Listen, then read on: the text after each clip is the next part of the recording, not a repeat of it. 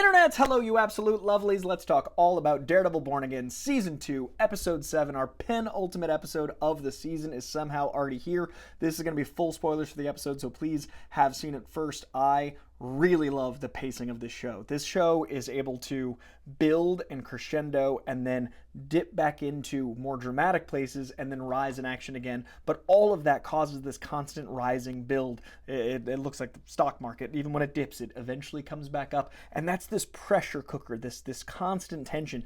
And this episode, following last week's finale, is such an interesting way to take the show. And I love that because I never know what's going to happen next. That is such a relief as a devout comic reader to not know what's going to happen. Karen is a completely different character practically than what she is in the comics because she's lived so long, but I don't think it's going to last. I think this was her last full episode. I do worry about Karen next week, but overall I want to talk about the themes in this episode.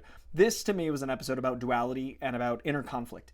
Every single character in this episode had to struggle with their own inner conflict about what they had to do, and I love that as a penultimate episode. I love that as an episode building to a finale, because when you've got something so action-packed that it could have been the finale of a different season for episode 6, and you've got to build to something bigger for episode 8, I love that we feel pressure and we get to change dynamics for episode 7. So with our two leads, let's talk about Matt and Karen. Matt has to literally decide to entrust the man who he hates most, the man who killed Foggy, in order to save not just Karen, which is what I thought it was going to be, but the entire city, a thing he loves more than anything. He has to entrust the man who killed his best friend to save the thing he loves most, the city itself. And that moment of, he's a rabid dog. You don't know if you can trust him at all, but he has to believe in that, and he also has to accept it probably means someone's going to die. He's enlisting a killer to save someone so greater good. Love that inner conflict. Karen is just going through all of it. She loves Frank. We actually hear that said point blank, and is with this man, this mystery, and the way the mystery of Matt makes their love stronger, and the way that inner conflict makes both of them better, and hearing the way that's expressed, that writing was incredible. But her conflict of now being this public face of this thing and this movement and everything she's going through, having all these moments where she's going up against Kingpin and not being afraid of him at all, like just face to face with Kingpin, going up against what Heather's gone through and cracking a psychiatrist, going into her own mind and causing her to shake a bit in that scene. All of these scenes of kind of goodbye, especially the one with Matt, that beautiful hug and embrace and discussion of what they have to do. To me, this might have been our last full episode. I really worry about Karen Page next week, but loved the dynamics here and everything we got from that. And then the big dualities and the big conflicts to me were the supporting characters. And that's what I think has been the most impressive this season is I wasn't really invested in any of the supporting characters season 1. Now that we've gotten to season 2, these same characters, plus Mahoney, who's back, are much more interesting.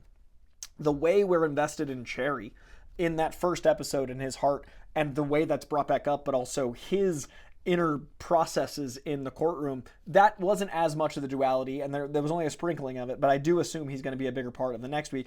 But Daniel and Buck and the aforementioned Karen and Heather, those were the most interesting dualities, because we didn't really care about, I didn't really care about Daniel all that much the first season, and now he's a character that you genuinely believe the conflict of, will he put BB to her death, or will he sacrifice himself?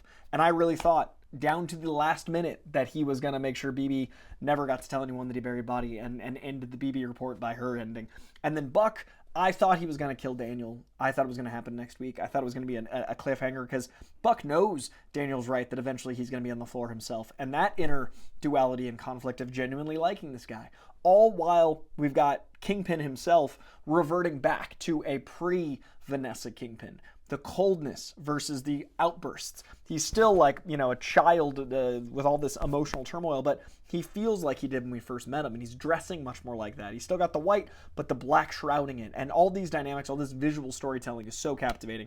And the way they use light in this episode, where Daredevil and Bullseye are teaming up, and you got the red and blue, the police lights. You've got the white and black of Kingpin mirroring so many transitions through his arc and his journey. All of that setting up what's going to be this huge finale, all while we get Matt returning to church. He hasn't been in church as Matt this whole season. We've barely gotten Matt this season. We've had a lot of Daredevil.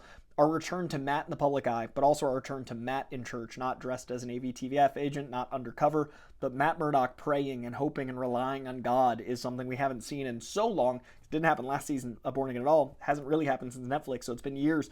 And that bringing Jessica Jones, the Jessica Jones stuff being fascinating because we get to see a lot of superhero-y stuff with Jessica, them standing on rooftops, them, you must save this city, that whole dynamic with Cherry, but also the scene with Mr. Charles setting up Luke coming back. We hear Luke Cage's name mentioned, but we also see Mr. Charles, who is not afraid of Kingpin, terrified of Jessica.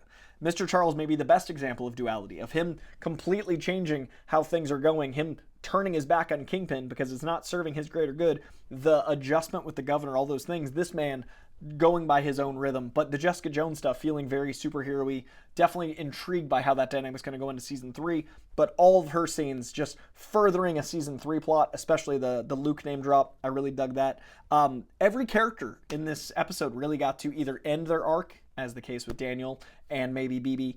I think she'll come back for a little next week and maybe deliver like kind of a cutting blow to Kingpin. I'm very curious, and I'd love to know in the comments what you guys think is going to happen next week, because Kingpin's winning. All of his machinations are working. He has them on the ropes, and Karen is in prison, and everyone is so desperate. There's a montage of desperation. Like every single person is desperate and flailing out, which is what I talked about episode 4 and 5. The desperation building and mounting up has now got to the point where that's the actual clip medley. So I'm really curious what happens next week. I think Matt ends up in prison. I think he might even reveal himself as Daredevil. I do reactions at Real Rejects in real time. I was like, I think Bullseye's going to save the governor. I think Matt Murdock's going to reveal that he's Daredevil. I'm afraid Karen dies. Those are my big 3 predictions. One of them happened this week. I think the other 2 might happen next week. But how does Kingpin end up in a position of not power? Does that happen this season, or does he still have power going into season 3?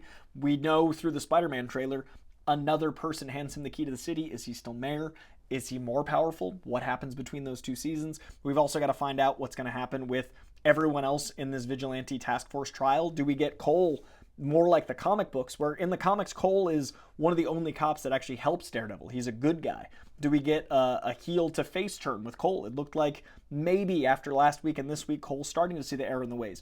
Powell has to bite it. There's no way Powell makes it through this season. That piece of shit. We hate Powell so much. It's impressive. He's done a very good job being hateable. What a good villain. All of this in 1 week. We've got one last hour of Daredevil left in his next week, and then all of that setting up the Frank Castle Punisher special. They formatted this so it feels like the finale of Daredevil sets up a big finale with Punisher. Just they moved episode 2 and 3 to be the same week so that our finale week is actually Punisher, and that to me feels like it's going to be an interesting 1-2 punch with how much Frank Castle is mentioned even in this episode. In every other episode, Frank Castle or Punisher has been mentioned. So what is that going to look like for the after finale? I'm very curious about the formatting. I've loved the pressure cooker. I've loved the way things have built. I've loved how this show surprises me with every turn. And it's good to see a lot of the staples like Matt and Church and the team up with superhero stuff feeling like Netflix, feeling like the comics, but also with surprises like characters like Daniel actually impacting us when he dies. Really impressed. Really loving the show. Let me know in the comments below what you think happens next week. Do we get Luke Cage next week? Do we get a full-on superhero melee? I mean, we've already had a revolution. So what is left to come? What happens with White Tiger? So many characters to find out what happens between seasons 2 and 3, and a lot of setup for season 3. Let me know your predictions in the comments below. And I will see you next week for more Daredevil. I will see you tomorrow if you're watching this in real time for more of The Boys. And what a time to love comic book stuff. Glorious age. Appreciate y'all. Bye.